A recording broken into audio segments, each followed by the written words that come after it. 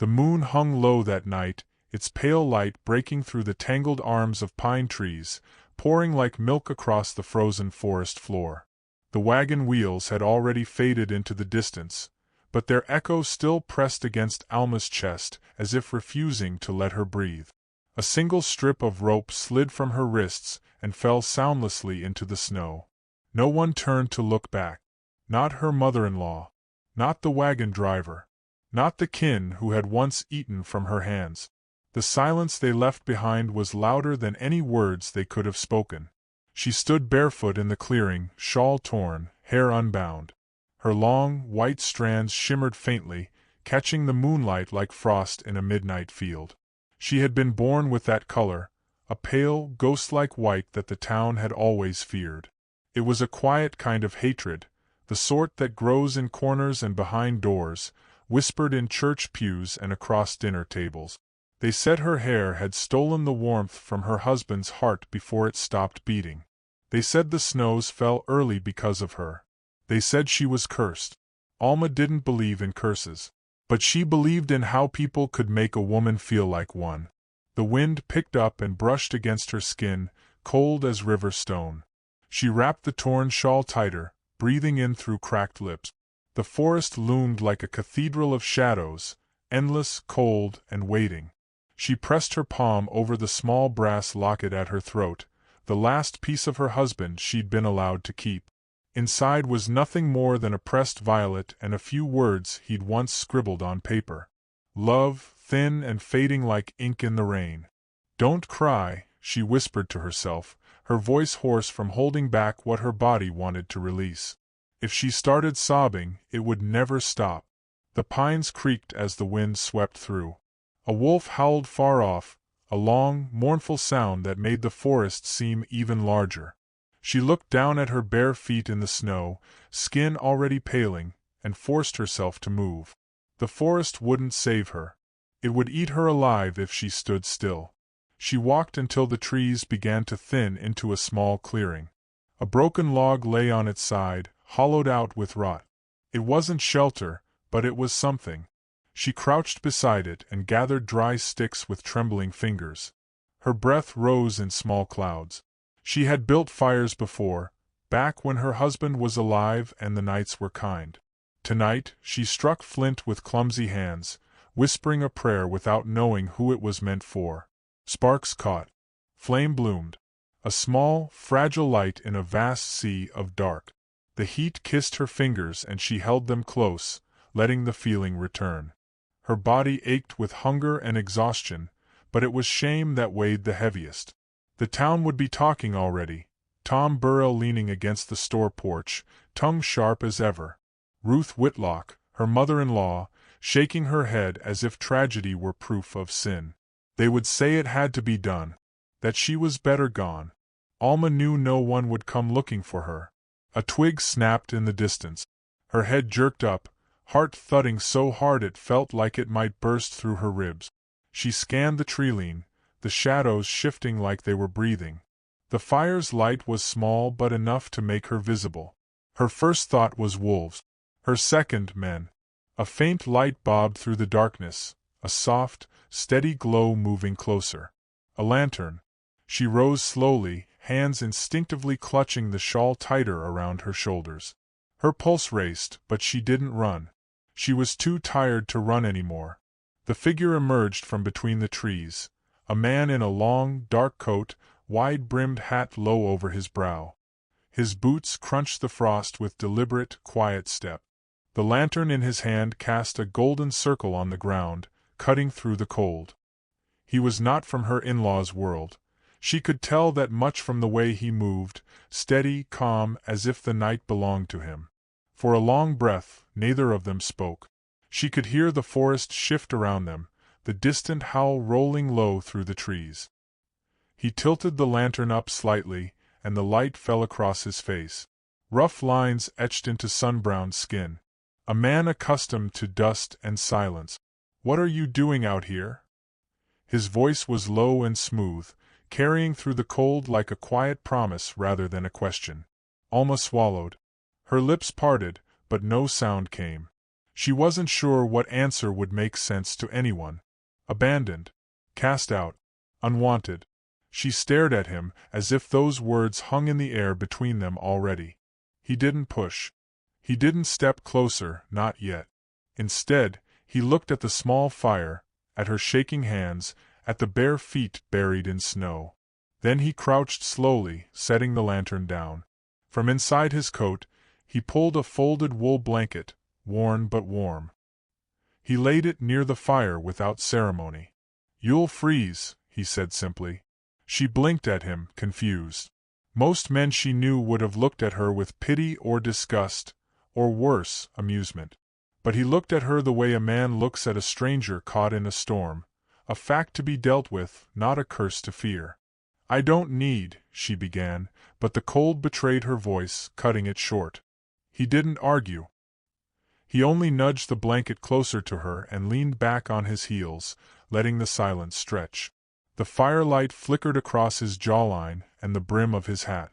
For the first time that night, Alma felt something shift inside her, a thread of fear loosening, just a little.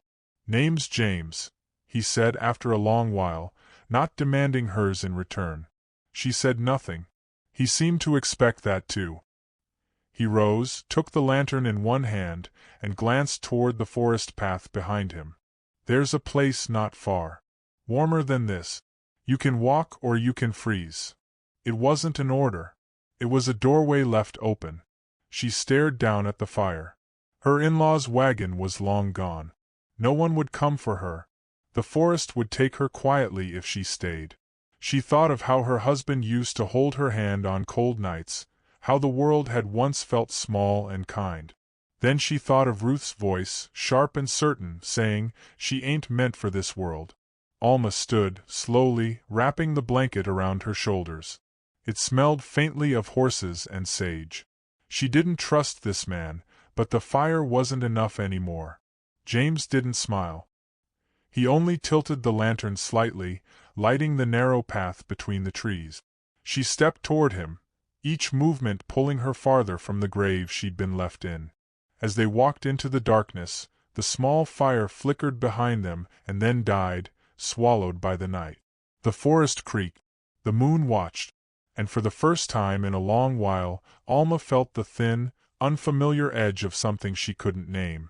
Maybe not hope, but the space where hope might one day live.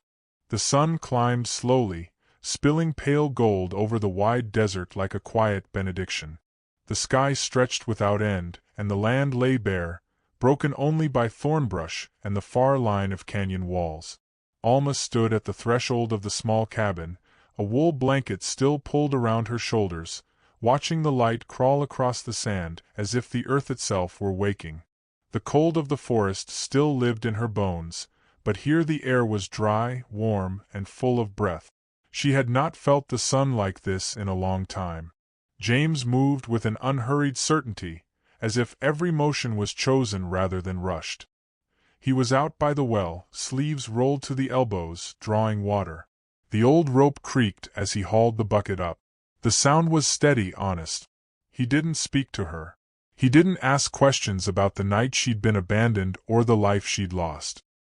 He let silence breathe between them, and she found that silence didn't hurt as much as she expected it to. The desert did something strange to sound. The wind carried it far but softly, blurring edges. In that quiet, Alma's shame had nowhere to hide. It pressed against her skin with every breeze, a weight she'd carried long before the wagon rolled away.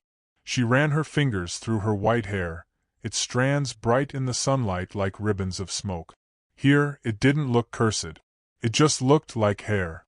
James came to the porch with the bucket, setting it down without a word. His shirt clung to his shoulders where sweat caught the light. He poured some water into a tin cup and handed it to her. She hesitated, fingers brushing the metal, still half expecting the world to snatch the gesture away. But he didn't pull back. "Thank you," she whispered, the words small, almost brittle. He nodded once. No questions, no probing. Just the steady presence of a man who didn't need to fill the air to understand what it carried. Days slipped by like the wind itself, quiet, deliberate, but not empty. Alma learned the shape of his world. The cabin was simple. A bed, a table, a few shelves of worn books with spines too cracked to read. A corral stretched behind, holding 2 horses, and a patch of dry earth where sage grew in stubborn clusters. He kept everything neat, almost reverent, as though it had cost him something to build. She didn't speak much. He didn't ask her to. But there were small exchanges that settled between them like pebbles dropped in still water. One evening, she found herself mending a tear in his shirt by the fire, her fingers remembering the motions they'd been taught long ago. He had watched her quietly, then set a cup of coffee beside her elbow. It wasn't kindness dressed up in sweet words. It was something quieter, sturdier. But word in a town like theirs never died easy. On the 4th day, a horse's distant gallop broke the desert stillness. Alma stiffened, her hands gripping the edge of the porch rail. James straightened from where he'd been cutting kindling, eyes narrowing toward the horizon. The dust rose first, then the riders appeared, 3 figures, silhouettes against the sun. She recognized the lead horse. Tom Burrell. A man whose voice had carried every cruel whisper about her since she'd been a bride. They rode up like they owned the land, dust swirling around their boots as they dismounted. Tom's grin was thin and sharp, the kind of smile that never held warmth. "Didn't figure a man like you would take in a curse," he drawled, spitting to the side. "You know what she is." James leaned on the porch rail, hat low, hands calm at his sides. He didn't reach for his gun. He didn't need to. Silence was enough to make men like Tom uncomfortable. "She doesn't belong here," Tom went on. "This desert's hard enough without her bringing bad luck. Ruth says it's a mercy if she's gone for good. You know how the town talks." Alma's stomach twisted. Her chest burned with a familiar sting of shame, as if every word he spoke confirmed what she already feared.